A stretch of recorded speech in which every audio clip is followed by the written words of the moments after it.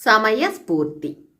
ఒక ఊళ్ళో భద్రయ్య అనేవాడు హస్త సాముద్రికంలో చాలా గట్టివాడు. ఆ చుట్టుపక్కల గ్రామాలలో భద్రయ్యకు చెయ్యి చూపించనివాడు లేడు. అతను చెయ్యి చూసి మనిషి మనస్తత్వం ఎటువంటిదైనది, ఆ మనిషికి లోగడ ఏమేం జరిగింది, ముందు ఏం జరగబోయేది చూసినట్టు చెప్పేవాడు.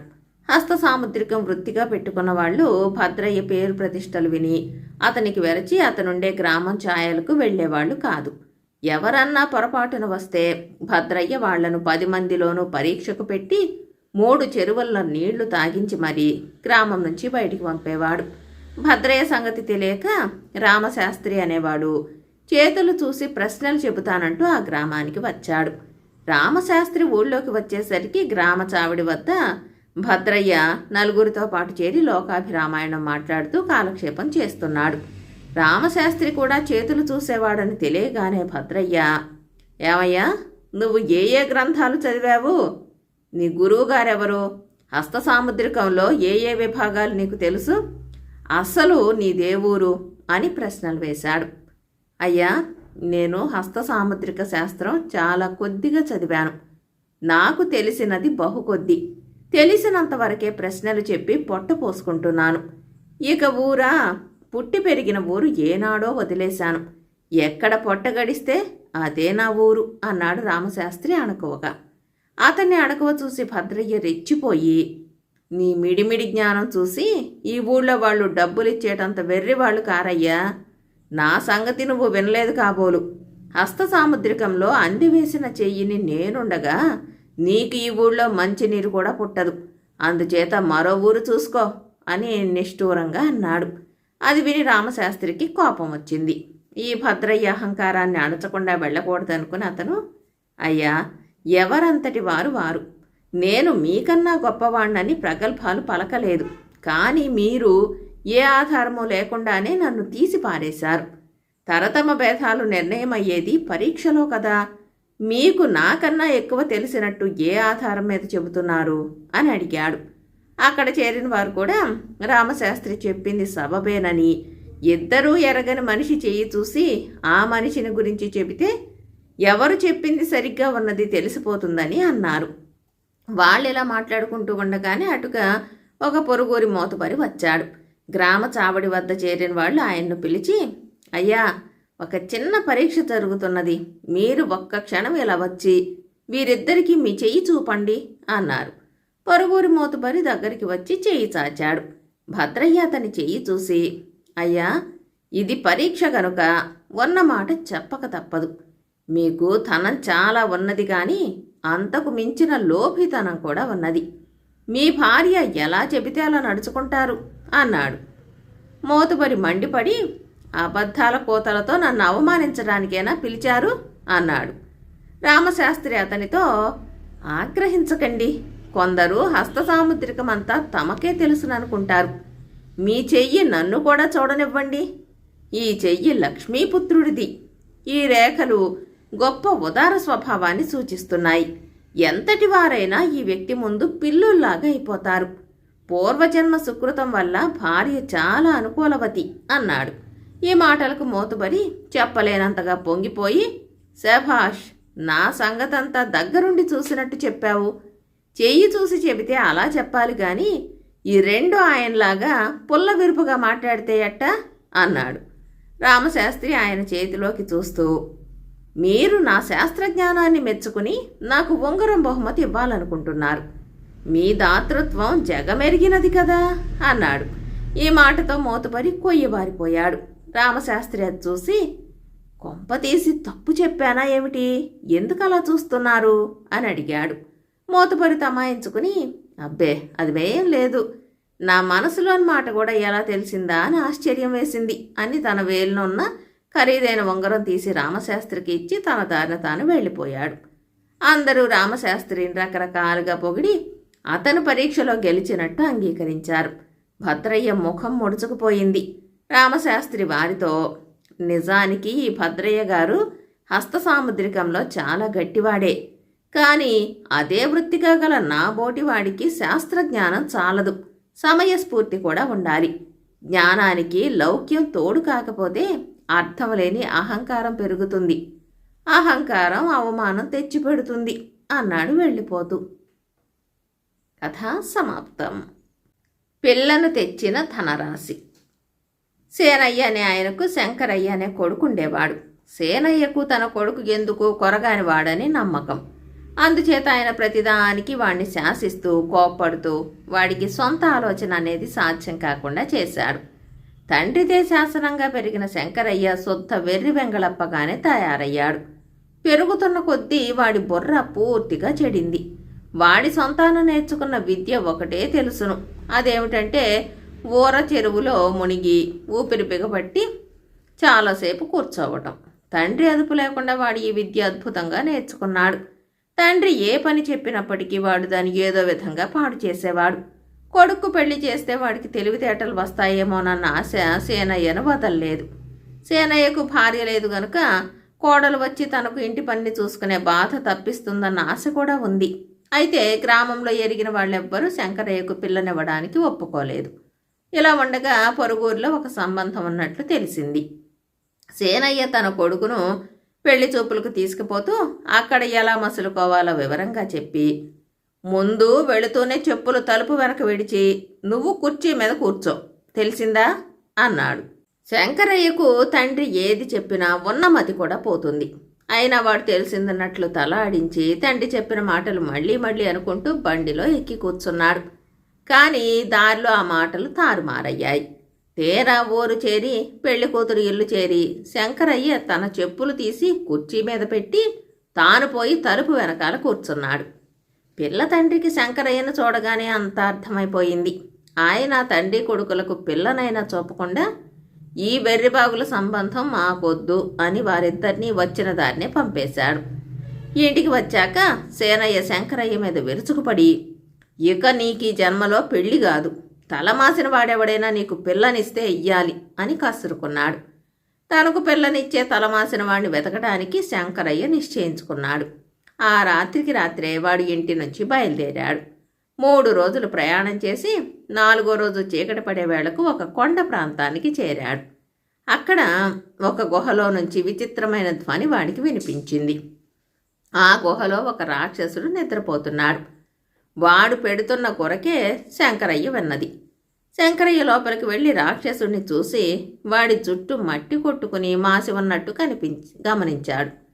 నాకు పిల్లనిచ్చే తలమాసినవాడు నేను వస్తున్నానని తెలిసి భయపడి ఇక్కడ దాక్కున్నాడన్నమాట అనుకుని శంకరయ్య ఆ రాక్షసుడిని జుట్టు పట్టుకుని ఊపాడు. రాక్షసుడు పెద్దగా ఆవరిస్తూ లేచి, ఎవడవురా నువ్వు నన్ను లేపింది అని కోపంగా గర్జించాడు. పిల్లనివ్వకుండా ఎటుపోతావురా తలమాసిన వెధవా, వెంటనే కట్నంతో సహా నాకు పిల్లనిచ్చి పెళ్లి చెయ్యి అంటూ శంకరయ్య రాక్షసుడి చెవి మెలిపెట్టాడు. రాక్షసుడికి పట్టరాని కోపం వచ్చింది. వాడా కోపంలో శంకరయ్యను విరుచుకు తినేసేవాడే. కానీ ఈలోపుగా లోపలి గుహలో ఉన్న రాక్షసుడి పెళ్ళం శంకరయ్య అన్న మాటలు విని యువతలికి వచ్చింది. ఎందుకంటే ఆమెకు ఒక కూతురుంది. ఆ పిల్లది చాలా స్థూలకాయం. ఎంత ప్రయత్నించినా ఆమెకి ఈనాటి వరకు సంబంధం కుదరలేదు. అందుచేత రాక్షసి యువతలికి వస్తూనే, ఏం రాక్షసుడివయ్యా నువ్వు, అల్లుడు వస్తే ఒక మంచి మర్యాద లేదు అంటూ తన మొగుడి మీద విరుచుకుపడింది. ఇంతకు పిల్ల ఏది అంటూ శంకరయ్య చుట్టూ చూశాడు. ఇప్పుడే విహారానికి వెళ్ళింది, ఇంకో జాముక్కాని తిరిగి రాదు. చాలా దూరం ప్రయాణం చేసి వచ్చినట్టున్నావు, బాగా అలసి వచ్చావు, ఇంత తిని హాయిగా ఒక కునుకు తీయి అన్నది రాక్షసి. శంకరయ్య రాక్షసి పెట్టిన పళ్ళు తిని పాలు తాగి లోపలి గుహలో జంతువుల చర్మాల మీద శయనించాడు. శంకరయ్య పుష్టైనవాడు. వాణ్ణి తినాలని రాక్షసుడికి కోరికగా ఉన్నది. కానీ రాక్షసి శంకరయ్య పడుకున్న గుహకు అడ్డంగా కూర్చుంది. రాక్షసి కూతురు అర్ధరాత్రికి వచ్చింది. అది చేసిన హడావుడికి శంకరయ్య మేలుకుని తల్లి కూతుళ్ల సంభాషణ అంతా విన్నాడు. ఇన్నాళ్లకు మొగుడు నిన్ను వెతుక్కుంటూ వచ్చాడే అన్నది తల్లి రాక్షసి చాలా సంతోషంగా. ఎక్కడా ఎక్కడా అంటూ కూతురు రాక్షసి శంకరయ్య పడుకున్న గుహలోకి తొంగి చూసింది. కళ్ళు కొంచెంగా తెరిచి రాక్షసి కూతుర్ని చూసి శంకరయ్య అదిరిపడ్డాడు. అది తల్లిదండ్రుల కన్నా కూడా వికారంగా ఉంది. శంకరయ్యను చూసి రాక్షసి కూతురు, వెన్నపోసలాగున్నాడు అన్నది. వాణ్ణి విరుచుకు తింటావా ఏం, ఆ పని మాత్రం చెయ్యకు, వీడు తప్పితే నీకు మరొక మొగుడు దొరికే అవకాశమే లేదు అని తల్లి రాక్షసి కూతుర్ని హెచ్చరించింది. నా మాట సరే, అయ్య మాట ఏమిటి? మనిషి దొరికితే తినకుండా వదలడు అన్నది కూతురు. అందుకేనే నేను బయటికి పోకుండా కాపలా కాస్తున్నా. నేను కాసేపు అలా తిరిగి వస్తాను, నువ్వు కాపలా కూర్చో అని తల్లి రాక్షసి బయటికి వెళ్ళిపోయింది. రాక్షసి కూతురికి శంకరయ్యను చూస్తున్న కొద్దీ తినాలన్న కోరిక పెరగసాగింది. గుహలోనే తినేస్తే తల్లి తనను బతకనివ్వదు. అందుకని రాక్షసి కూతురు శంకరయ్యను నిద్రలేపి, పెళ్లి ఏర్పాట్లన్నీ అయ్యాయి, పదపోదాం అన్నది. అంతా వింటున్న శంకరయ్యకు దాని దొంగ ఎత్తు అర్థమయ్యింది. ముందు కట్నం డబ్బు అక్కడ పెడితేనే పెళ్ళి అన్నాడు వాడు. రాక్షసి కూతురు లోపలికి వెళ్ళి ఒక తోలు సంచి నిండా రత్నాలు బంగారము తెచ్చి శంకరయ్య చేతికిచ్చి పదమన్నది. శంకరయ్య సంచి మూతి కట్టి భద్రంగా చంకన పెట్టుకుని రాక్షసి కూతురు వెనకనే బయలుదేరాడు. గుహ దాటి యువతలికి రాగానే వాడు రాక్షసి కూతురుతో, స్నానం చేయకుండా పెళ్ళేమిటి, ముందు స్నానం చెయ్యాలి అన్నాడు. రాక్షసి కూతురు వాడిని ఒక కోనేరు దగ్గరికి తీసుకుపోయింది. వాడు సంచితో సహా కోనేరులోకి దూకి అడుగున కూర్చున్నాడు. రాక్షసి కూతురు ఎంతసేపు చూసినా వాడు మళ్ళీ పైకి రాలేదు. దానికేమో నీరంటే చచ్చే భయం.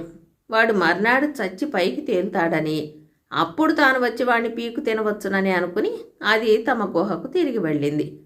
తర్వాత శంకరయ్య తల నీటి పైకి పెట్టి రాక్షసి కూతురు పోయిందని తెలుసుకుని కోనేటి నుంచి వెలుపలికి వచ్చి సంచితో సహా ఇంటికి తిరిగి వచ్చాడు. డబ్బుతో తిరిగి వచ్చిన శంకరయ్యకు మంచి సంబంధం దొరికింది. తన అదుపు లేకపోతే తన కొడుకు వెర్రి వెంగళప్ప కాడని సేనయ్యకు అప్పటికి అర్థమయ్యింది. ఆ తర్వాత శంకరయ్య తాను యోగ్యుడేనని రుజువు చేసుకోవడానికి ఎంతో కాలం పట్టలేదు. కథ సమాప్తం. ఆంధ్రప్రదేశ్ జానపద కథ స్వప్న సుందరి కథ. ఒకానొకప్పుడు మహేంద్రగిరిని పరిపాలించిన రాజు మహేంద్రవర్మకు 7 కుమారులు, 1 కుమార్తె. ఆమె పేరు స్వప్న సుందరి.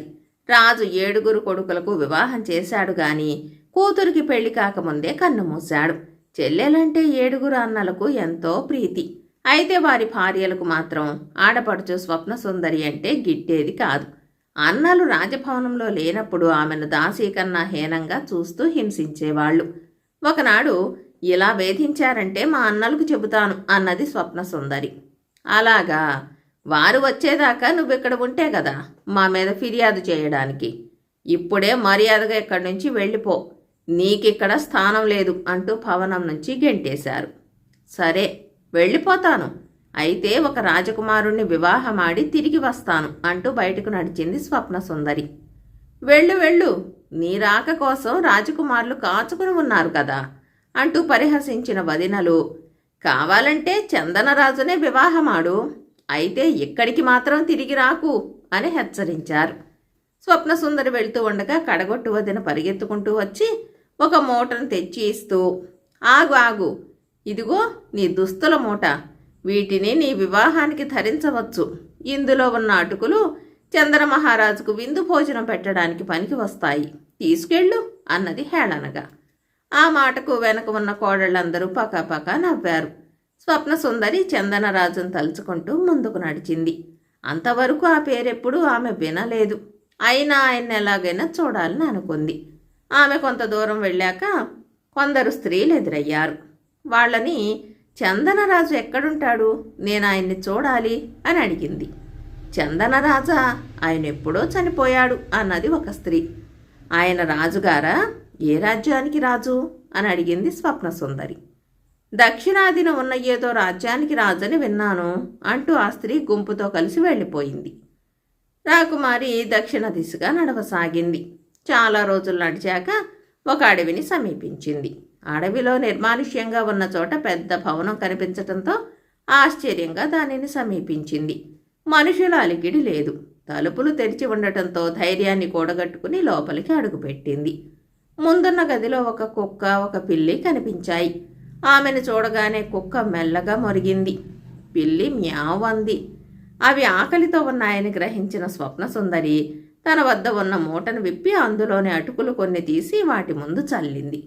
అవి వాటిని కొంతసేపు వింతగా చూసి తర్వాత తృప్తిగా తిన్నాయి.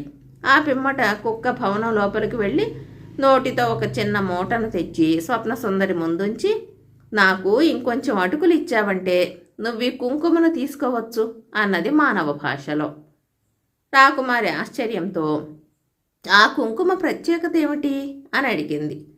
ఈ కుంకుమను నొసట పెట్టుకున్న స్త్రీ వివాహిత అయితే భర్త సంపూర్ణ ఆయుష్కుడవుతాడు, పెళ్లి కాని వారైతే కోరిన వరుడు లభిస్తాడు అన్నది కుక్క. సుందరి ఈ మూట విప్పి మరికొన్ని అటుకులు తీసి కుక్క ముందు చల్లి కుంకుమ తీసుకుని బొట్టు పెట్టుకుంది.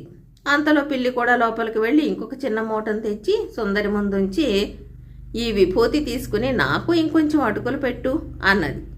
దీనివల్ల నాకేమిటి ఉపయోగం అని అడిగింది ఆమె. దీనిని నీ కళ్ళ మీద రాసుకుంటే నువ్వు మరెవరికీ కనిపించవు, నీకు మాత్రం అందరూ కనిపిస్తారు అన్నది. సుందరి ఆ పిల్లికి కూడా ఇన్ని అటుకులిచ్చి ఆ విభూతిని తీసి జాగ్రత్తగా దుస్తుల్లో భద్రపరుచుకుంది.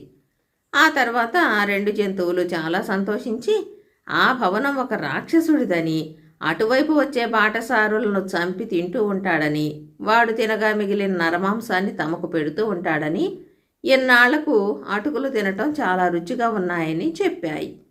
వాడు వచ్చేలోగా అక్కడి నుంచి వెళ్ళిపోమ్మని హెచ్చరించాయి కృతజ్ఞతతో. రాకుమారి తన వద్ద ఉన్న మొత్తం అటుకులు వాటికి ఇచ్చేసి అక్కడి నుంచి హడావిడిగా బయలుదేరింది. ఆమె ఎంతో జాగ్రత్తగా నడుస్తూ ముందుకు వెళ్ళింది. అదృష్టవశాత్తు రాక్షసుడు తారసపడలేదు. పొద్దుపోయేలోగా అరణ్యం దాటి వెళ్లాలనే ఉద్దేశంతో వేగంగా నడవసాగింది. అయినా వెళ్ళలేకపోయింది. సూర్యాస్తమయమై చీకటి కమ్ముకుంటూ ఉండగా దూరంగా మిణుకు మిణుకుమంటూ వెలుతురు కనిపించటంతో ఆశగా అటువైపు నడిచింది. ఆ వెలుతురు ఒక భవనం నుంచి వస్తున్నదని ఆమె గ్రహించింది. అది ఒక రాజభవనంలాగా ఉంది. అయినా అందులోనూ మనుషుల ఆచూకీ లేకపోవటం ఆమెకు వింతనిపించింది. ఆమె మెల్లగా అందులోకి అడుగుపెట్టింది. భవనం మధ్య విశాల మంటపం, అందులో ఒక చెట్టు కింద ఎత్తైన వేదిక కనిపించాయి. ఆ వేదిక మీద ఒక అందమైన యువకుడు వెల్లకిలా పడుకుని ఉండటం చూసి ఆమె తన కళ్ళను తాను నమ్మలేకపోయింది. అతన్ని కొంతసేపు తదేకంగా చూసింది. అతనిలో ఎలాంటి చలనమూ లేదు. ప్రాణాలతో ఉన్నట్టు లేదు, మరణించినట్టు కనిపించటం లేదు. వేచి చూడాలనుకుని స్వప్నసుందరి ఒక మూలలో కూర్చుంది. అర్ధరాత్రి సమయంలో ఆ యువకుడిలో చలనం రావటం వెన్నెల వెలుగులో స్పష్టంగా ఆమెకు కనిపించింది. కొంతసేపటికి కళ్ళు నలుముకుంటూ అతను లేచి కూర్చుని, యక్షిణులు ఎక్కడా, యక్షిణులు ఎక్కడా అన్నాడు తనలో తాను గొణుక్కుంటున్నట్టు. ఇక్కడెవరూ యక్షిణులు లేరే అన్నది రాకుమారి అతన్ని సమీపిస్తూ. ఎవరు నువ్వు, ఇక్కడికి ఎలా వచ్చావు అని అడిగాడా యువకుడు ఆశ్చర్యంగా. నా పేరు స్వప్నసుందరి, మహేంద్రగిరి రాకుమారిని.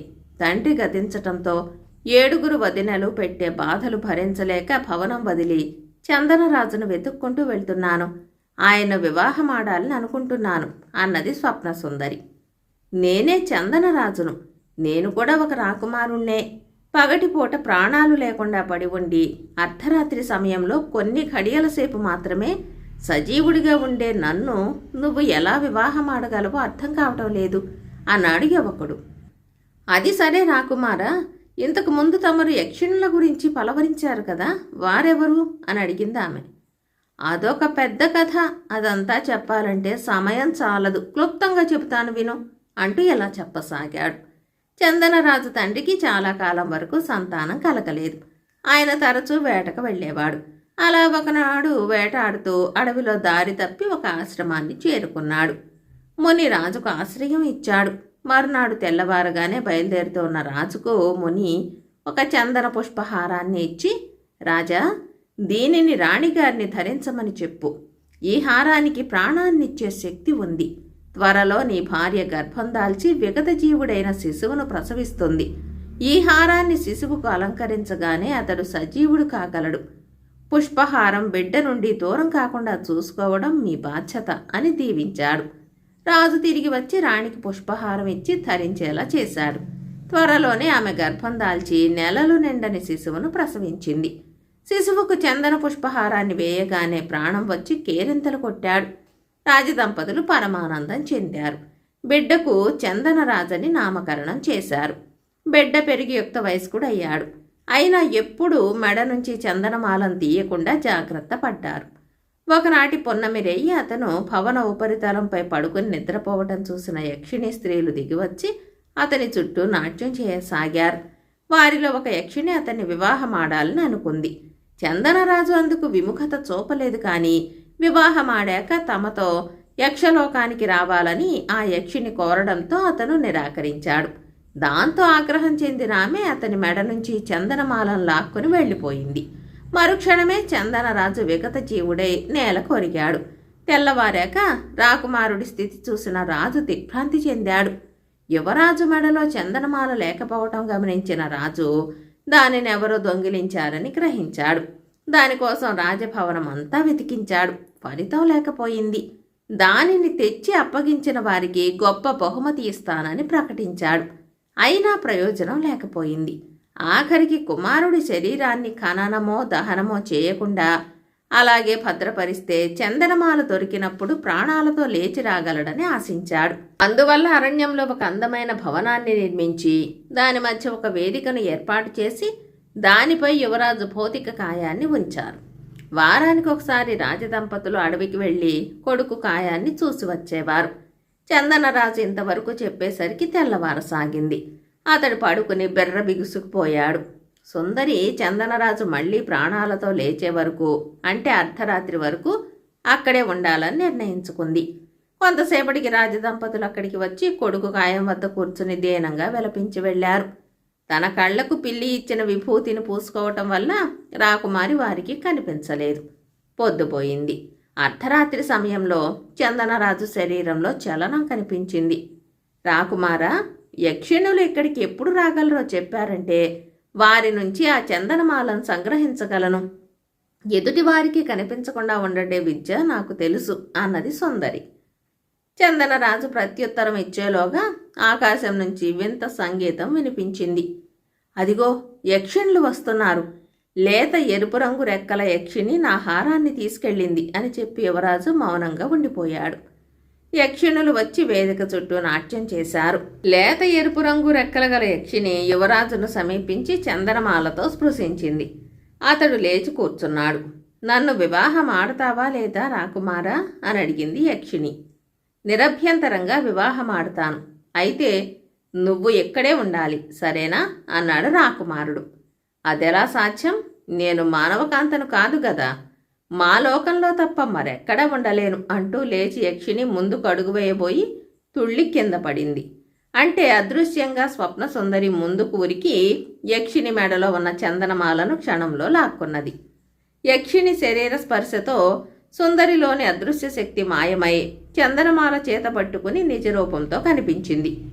మానవకాంత మనల్ని చూసేసింది అంటూ లేత ఎరుపు రంగు రెక్కల యక్షిని కీచుమని అరవడంతో ఆమెతో సహా యక్షిణి స్త్రీలందరూ త్రుటిలో మాయమై వెళ్ళిపోయారు. సుందరి వేదిక వద్దకు వెళ్ళి రాకుమారుడి మెడలో చందనమాల వేసింది. రాకుమారుడు మందహాసం చేస్తూ లేచి నిలబడి స్వప్నసుందరి చేయి పట్టుకుని, నాకు ప్రాణం ప్రసాదించిన ప్రియతమా, నా తల్లిదండ్రుల వద్దకు వెళదాంరా అన్నాడు. ఇద్దరూ రాజధానికి చేరారు. కుమారుణ్ణి చూడగానే రాజదంపతులకు తమ ప్రాణాలు లేచి వచ్చినట్లయింది. స్వప్నసుందరి కారణంగా తమ బిడ్డ పునర్జీవితుడయ్యాడని తెలుసుకుని ఎల్లలు లేని ఆనందం పొందారు. ఆమెను తమ కోడలుగా చేసుకోవడానికి సంతోషంగా అంగీకరించారు. స్వప్నసుందరికి చందనరాజుకు ఘనంగా వివాహం జరిగింది. చిరకాలం ఆనందంగా జీవించారు. కథ సమాప్తం. బేతాళ కథ. దళపతి కథ. పట్టు వదలని విక్రమార్కుడు చెట్టు వద్దకు తిరిగి వెళ్ళి చెట్టుపై నుంచి శవాన్ని దించి భుజాన వేసుకుని ఎప్పటిలాగే మౌనంగా శ్మశానం కేసి నడవసాగాడు. అప్పుడు శవంలోని బేతాళుడు, రాజా, ఎంత అర్ధరాత్రి వేళ కన్ను పొడుచుకున్నా కానరాని కటిక చీకటిలో ఏదో కష్టతరమైన కార్యం సాధించేందుకు నువ్వు పడుతున్న శ్రమ నీ స్వప్రయోజనం కోసమైతే మెచ్చదగిందే. కానీ అందులో విజయం కలగాలంటే దళపతి అనే యువకుడిలాగా కపటం, పరవంచన, వాక్చాతుర్యం కావాలి. అవి నీలో ఉన్నాయా? నిన్ను నీవు అంచనా వేసుకునేందుకు వీలుగా అతడి కథ చెబుతాను, శ్రమ తెలియకుండా విను అంటూ ఈ విధంగా చెప్పసాగాడు. పెదపాడు గ్రామం పక్కనే చిట్టడివి ఉన్నది. దాంట్లో దెయ్యాలున్నాయని చెప్పుకుంటారు. చెట్టడవిలో ప్రతి దయ్యము ఆకుపచ్చ చీర కట్టి 2 జడలు వేసుకుని అందమైన యువతి రూపంలో తిరుగుతున్నదట. పెదపాడుకు కాస్త దూరంలో పల్లవరం అనే గ్రామం ఉంది. అక్కడ గజపతి అనే వ్యసనపరుడు జోదంలో ఉన్న డబ్బంతా పోగొట్టుకోవటమే కాక ఎంతోమందికి బాకీ పడ్డాడు. అప్పుల వాళ్ళు న్యాయాధికారికి ఫిర్యాదు చేస్తామని అతన్ని బెదిరించారు. భయపడిన గజపతి గ్రామం విడిచి పారిపోయి పెదపాడు చేరుకున్నాడు. అక్కడ ఎవరో ఎగతాళికి చెట్టడవిలో బంగారం దొరుకుతుందని చెబితే నిజమని నమ్మి చెట్టడవి దారిపట్టి అలసిపోయి విశ్రాంతి కోసం ఒక చెట్టు కింద కూర్చున్నాడు. క్రమంగా గజపతికి నిద్ర పట్టేసింది. కొంతసేపటికి ఎవరో పెట్టిన పెద్ద కేకకు మెలకువ వచ్చి లేచేటుగా వెళితే ఓ ఇల్లు కనిపించింది. బార్లా తెరిచి ఉన్న ద్వారం గుండా లోపలికి వెళ్ళగా ఒక యువకుడు నేల మీద పడి ఉన్నాడు. పక్కనే ఆకుపచ్చ చీర కట్టిన యువతి కూర్చుని ఉంది.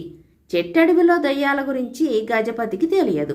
అక్కడ అంత అందమైన యువతి కనపడినందుకు ఆశ్చర్యపడుతూనే ఏం జరిగింది అని అడిగాడు. బయట నుంచి మంచినీళ్లు కావాలన్నాడు. లోపలికి రమ్మంటే వచ్చి నన్ను చూసి స్పృహ తప్పి పడిపోయాడు అన్నదా యువతి. ఆమె గొంతు వృద్ధ పురుషుడిలా ధ్వనించి అదిరిపడిన గజపతి, నిన్ను చూసి నీ గొంతు వింటే ఎవరైనా భయపడతారు అన్నాడు. నువ్వు చెప్పింది నిజమే. ఇన్నాళ్లకు నీ ఒక్కడివే ధైర్యంగా నాతో మాట్లాడావు. నీవు ఇతడికి స్పృహ తెప్పించి ధైర్యం చెబుతూ ఉండు. నేను వెళ్ళి మీరు తినడానికి ఏమైనా తెస్తాను అంటూ ఆ యువతి లేచి పక్క గదిలోకి వెళ్ళింది. గజపతి ఆ యువకుడికి దగ్గరగా కూర్చుని ఆ యువతి వదిలి వెళ్లిన మంచినీటి పాత్రలోని నీళ్లు అతని ముఖం మీద చిలకరించి, ఇక కళ్ళు తెరు, నేనున్నాను, నీకు భయమేం లేదు అన్నాడు. యువకుడు కళ్ళు తెరిచి దాహం అన్నాడు నీరసంగా. గజపతి అతడికి మంచినీళ్ళిచ్చి, ఒక ఆడపిల్లను చూసి భయపడి మూర్చపోయావా? ఇలాంటి వాడివి చెట్టడవిలోకి ఎందుకు ప్రవేశించావు అన్నాడు. యువకుడు తన పేరు చలపతి అని చెప్పి, అది మామూలు ఆడపిల్ల కాదు, దయ్యం ఆడపిల్ల, అందుకే భయపడ్డాను. నాది పెదపాడు గ్రామం. ఈ చెట్టడవిలో దయ్యాలుంటాయని నాకు తెలుసు అన్నాడు. ఇంత తెలిసి చెట్టడవికి ఎందుకు వచ్చినట్టు అంటూ ఎంతో ఆశ్చర్యంగా ప్రశ్నించాడు గజపతి. మా అమ్మకు ఉన్నట్టుండి అంతుపట్టని జబ్బు చేసింది. వైద్యుడు ఇది కొత్త రకం జబ్బు, సర్వరోగ నివారిణి అనే నల్ల మామిడి పండు తెచ్చి తినిపిస్తే జబ్బు మాయమవుతుంది అన్నాడు. ఆ నల్ల మామిడి పండు సిరిపురంలో మాత్రమే దొరుకుతుందని నాకు తెలుసు. అంతేకాదు దారిలోని చెట్టడవిలో దయ్యాలుంటాయని కూడా తెలుసు. దయ్యాలంటే నాకు మహాభయం అన్నాడు చలపతి. అయినా కన్న తల్లిని రక్షించుకోవటం కోసం ఇటు వచ్చావు. భేష్, మెచ్చదగిన వాడివి అన్నాడు గజపతి. ఆ మాటలకు సంతోషించిన చలపతి, భయంగా ఉన్న ఈ ఇంటి ప్రాంతం చేరాను. దాహం వేయడంతో ఇంటి గుమ్మం దగ్గరికి వచ్చి, మంచినీళ్లు కావాలి, లోపలెవరైనా ఉన్నారా అన్నాను గట్టిగా. ఇక్కడ నీటికి కొదవేమున్నది, లోపలికొచ్చి కావలసినన్ని నీళ్లు తాగవచ్చు అన్న సమాధానం వచ్చింది.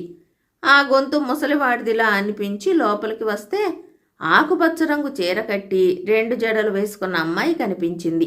ఆ వెంటనే అది దయ్యం అని గ్రహించిన నేను స్పృహ తప్పి పడిపోయాను. నీకు ధైర్యం ఉంటే నన్నిక్కడి దయ్యం బారి నుంచి కాపాడు అన్నాడు. తను మాట్లాడిన యువతి దయ్యం అని తెలియగానే గజపతి భయంతో వణికిపోతూ ఉండగా లోపల నుంచి ఆకుపచ్చ చీర కట్టిన యువతి వచ్చింది. ఆమె చేతిలో ఒక పళ్ళెం, దాని నిండా ఏదో వంటకం ఉంది. ఆమె చిరునవ్వు నవ్వుతూ, అయితే నేను దయ్యాన్నంటారా? అందుకే మీకోసం నరమాంసపు వంటకం తెచ్చానంటారా అంటూ వాళ్లకు దగ్గరయ్యింది. అంతే, చలపతి గజపతి కెవ్వుమని అరిచి స్పృహ తప్పి పడిపోయారు. వాళ్ళిద్దరూ కెవ్వుమంటూ పెట్టిన కేక ఆ దారి వెంటనే వెళ్తున్న దళపతి అనే యువకుడికి వినిపించింది. అతడిది సిరిపుర గ్రామం. ఉష అనే అమ్మాయిని ప్రేమించాడు. ఉష తండ్రి 1000 వరహాలు ఎవరిస్తే వారికే తన కూతుర్నిచ్చి పెళ్లి చేస్తానన్నాడు. దళపతి దగ్గర అంత డబ్బు లేదు. అందుకని తనకు ఉషతో పెళ్ళయ్యే యోగం ఉన్నదో లేదో తెలుసుకునేందుకు జ్యోతిష్కుడి వద్దకు వెళ్ళాడు. జ్యోతిష్కుడు దళపతి జాతకాన్ని పరీక్షించి, నీకు కోరిన అమ్మాయితో పెళ్ళయ్యే యోగం ఉన్నది. ఈరోజే చిట్టడివి దారిలో పెదపాడు వెళ్ళు. అక్కడి రామాలయంలో సీతారాములకు అర్చన చేయించు. ప్రయాణంలో ఏదైనా జబ్బు చేస్తే వెంటనే నయం కావడానికి సర్వరోగ నివారిణి అయిన నల్ల మామిడి పండ్లు తీసుకుని వెళ్ళు. చిట్టడివిలో దయ్యాలున్నాయని చెప్పుకుంటారు. ధైర్యం చేయగలవా అని అడిగాడు.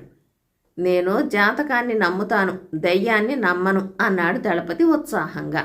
తర్వాత దళపతి పెరట్లో ఉన్న నల్ల మామిడి చెట్టు నుంచి పళ్ళు కోసి సంచిలో వేసుకుని పెదపాడుకు ప్రయాణమై చెట్టడవిలో ప్రవేశించాడు. కొంత దూరం పోయేసరికి అతనికి గజపతి చలపతి పెట్టిన కేక వినిపించింది. దళపతి ఆశ్చర్యపడుతూ వాళ్ళున్న ఇంటికేసి వెళ్ళాడు. అతడికి నేల మీద పడి ఉన్న చలపతి గజపతి పక్కనే కూర్చుని ఉన్న ఆకుపచ్చ రంగు చీర యువతి కనిపించారు. ఆమె అందం చూసి నివ్వెరపోయిన దళపతి ఆమెను ఏం జరిగింది అని అడిగాడు. నేనెవరో నాకు తెలియదు, ఇక్కడికి ఎలా వచ్చానో కూడా తెలియదు. ఈ యువకులు నన్ను దయ్యం అనుకున్నారు. అది నిజమేనేమో అన్నది యువతి అమాయకంగా. దళపతి ఆమె వంక అదోలా చూసి, దయ్యాలనేవి లేవు, నువ్వు మనిషివే కానీ నీకేదో జబ్బు చేసింది, అందుకే గతం మర్చిపోయావు. నీ గొంతు కూడా అసహ్యంగా మారిపోయింది. నా దగ్గర నల్ల మామిడి పండు ఉన్నది, అది సర్వరోగ నివారిణి, అది తిన్నావంటే నీకు గతం గుర్తుకొస్తుంది అన్నాడు. ఆమె కంగారు పడుతూ, నాకే జబ్బు లేదు, నేను దయ్యాన్నే, నల్ల మామిడి పండు నాకు నిషిద్ధం, నీవు వీళ్ళిద్దరినీ తీసుకుని తొందరగా ఇక్కడి నుంచి వెళ్ళిపో అన్నది. దళపతి తల అడ్డంగా ఊపి, నువ్వు దయ్యానివంటే నేను నమ్మను, నీ చేత నల్ల మామిడి పండు తినిపించి నీ జబ్బు నయం చేసి కానీ నేను ఇక్కడి నుంచి వెళ్ళను అంటూ మామిడి పళ్ళున్న సంచిలో చెయ్యి పెట్టాడు. ఇది చూసి ఆమె మరింత కంగారు పడుతూ, లోపల గదిలో బంగారు కాసులున్న సంచీలున్నాయి, నీకు కావలసినంత బంగారం తీసుకుని వెళ్ళిపో అన్నది. దళపతి ఆమె మాటలు పట్టించుకోకుండా సంచిలోంచి నల్ల మామిడి పండు బయటికి తీసేసరికి ఆమె కెవ్వుమని అరిచి పక్క గదిలోకి పరిగెత్తింది. దళపతి గదిలోకి వెళితే ఆమె జాడ లేదు కానీ ఆమె చెప్పినట్లు అక్కడ బంగారు కాసులతో నిండిన సంచీలు మాత్రం ఉన్నాయి. దళపతి గదిలో నుంచి బయటికి వచ్చి చలపతి గజపతిల ముఖాల మీద నీళ్లు చిలకరించాడు. కొద్దిసేపట్లో వాళ్ళు స్పృహ వచ్చి లేచి కూర్చోగానే వాళ్లకు తన కథ చెప్పి వాళ్ల గురించి అడిగాడు. వాళ్ళిద్దరూ దళపతికి తమను గురించి వివరించారు. దళపతి వద్ద నల్ల మామిడి పండ్లు ఉన్నాయని తెలియగానే చలపతి ఎంతో సంతోషించి తన తల్లి జబ్బును నయం చేయగల ఆ పండ్లలో ఒకదాన్ని దళపతిని అడిగి తీసుకుని, నువ్వు చాలా ధైర్యవంతుడివి, దయ్యాన్నే భయపెట్టి తరిమేశావు అని మెచ్చుకున్నాడు. దయ్యాలనేవి లేవని, ఆమె దయ్యం కాదని దళపతి అంటే, అయితే ఆకుపచ్చ చీర కట్టిన అమ్మాయి ఒంటరిగా ఇక్కడెందుకుంది, అంతలో ఎలా మాయమయ్యింది అని అడిగాడు గజపతి. అవంతిరాజు యుద్ధంలో ఓడిపోయాక ఆయన వారసులు అజ్ఞాతంగా అడవుల్లో ఉంటున్నారని విన్నాను. ఆమె అవంతిరాజు కుమార్తె కావచ్చు. ఎవ్వరూ తన వైపు రాకుండా దయ్యాల కథను ప్రచారం చేస్తూ ఉండవచ్చు అన్నాడు దళపతి. నీ నమ్మకం నీది, మా నమ్మకాలు మావి, ఇప్పుడేం చేయాలో నువ్వే చెప్పాలి అన్నారు చలపతి గజపతి. దళపతి చెప్పిన ప్రకారం ముగ్గురు తలో బంగారు కాసుల సంచి తీసుకున్నారు. అక్కడున్న బంగారు కాసుల విషయం రహస్యంగా ఉంచాలని నిర్ణయించుకున్నారు. అక్కడి నుంచి బయలుదేరి పెదపాడు చేరుకున్నాక గజపతి తిన్నగా పల్లవరం వెళ్ళిపోయాడు. పెదపాడు గ్రామస్తులు చాలామంది చలపతిని దళపతిని చుట్టుముట్టి చెట్టడివి దయ్యాల గురించి చాలా ప్రశ్నలు వేశారు. దళపతి వాళ్లకు బదులిస్తూ, అమ్మో, అవి చాలా ప్రమాదకరమైనవి, మళ్ళీ నేను చెట్టడివి దారిలో వెళ్ళను, నేను చుట్టుదారిలోనే సిరిపురం వెళ్ళబోతున్నాను అని చెప్పాడు. బేతాళుడి కథ చెప్పి, రాజా, దళపతి చెట్టడివిలో చలపతి గజపతులను కలుసుకున్నప్పటి నుంచి అతడి ప్రవర్తన కపటం పరవంచనగా కనపడుతున్నది కదా, వాళ్ళిద్దరితో అసలు దయ్యాలంటూ లేవన్నాడు. గ్రామస్తులతో అక్కడ చాలా ప్రమాదకరమైన దయ్యాలున్నాయని, మరొకసారి ఆ ప్రాంతాలకు వెళ్ళనని చెప్పాడు. ఇది కపటం పరవంచన కాక మరేమిటి? ఎంతకు అతడు దయ్యాలున్నాయని నమ్ముతున్నట్టా లేనట్టా? ఈ సందేహాలకు సమాధానం తెలిసి కూడా చెప్పకపోయావో నీ తల పగిలిపోతుంది అన్నాడు. దానికి విక్రమార్కుడు, పుట్టుకతో ఏ మనిషికి అలౌకిక శక్తులున్నాయనే ఆలోచనంటూ రాదు. ఆ నమ్మకాలన్నీ తల్లిదండ్రుల నుంచి ఇరుగు పొరుగుల నుంచి ఏర్పడే భావాలు. అలాంటి ప్రభావం దళపతి మీద ఏమాత్రం ఉన్నట్టు లేదు. అడవిలో దయ్యాలున్నాయన్న నమ్మకం గల చలపతి ఆకుపచ్చ చీర కట్టిన యువతిని చూసి స్పృహ కోల్పోయాడు. గజపతికి తాను దయ్యాన్నని ఆమె చెప్పిన తర్వాత స్పృహ తప్పింది. ఈ నమ్మకాలు లేని దళపతి ఆమెను మామూలు యువతిగా భావించి అందుకు తగిన విధంగా ప్రవర్తించాడు. ఇక గ్రామస్తులకు చెట్టడివిలో దయ్యాలున్నాయని చెప్పిన కారణం అక్కడ అజ్ఞాతంలో ఉంటున్నారని అతను దృఢంగా విశ్వసించిన అవంతి రాజ్య కుటుంబీకుల క్షేమానికి ఎలాంటి అంతరాయం ప్రమాదం వాటిల్లకూడదన్న సదుద్దేశం మాత్రమే. అందువల్ల దళపతిలో కపటం పరవంచన కేవలం వాక్చాతుర్యం మాత్రమే అనుకోవడం సరికాదు అన్నాడు. ఈ రాజుకి ఈ విధంగా మౌనభంగం కలగగానే బేతాళుడు శవంతో సహా మాయమై తిరిగి చెట్టెక్కాడు. కథ కంచికి మనమింటికి.